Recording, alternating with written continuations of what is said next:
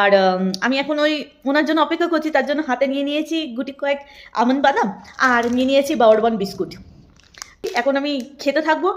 কতক্ষণে আসে ততক্ষণ মুখটা চলতে থাকুক, কারণ মুখটা রানিং রাখতে হয়। যতক্ষণ না মুখটা যদি বন্ধ হয়ে যায় ঠিক কেমন লাগে। আর ওই যে এখানে আমি বাদাম মুখে দিচ্ছি, আর আরেকজনের টসটস হয়েছে না,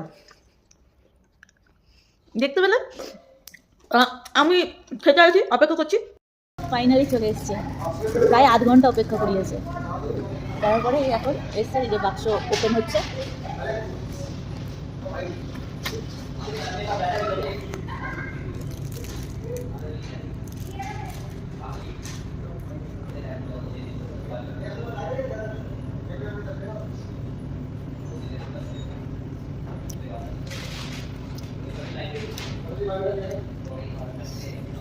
এটা নেবো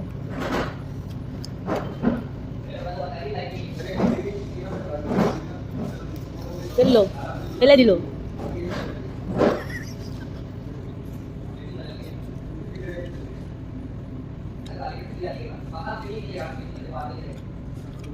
আমি যেভাবে খাচ্ছি সেভাবে মনে কেউ খাই না।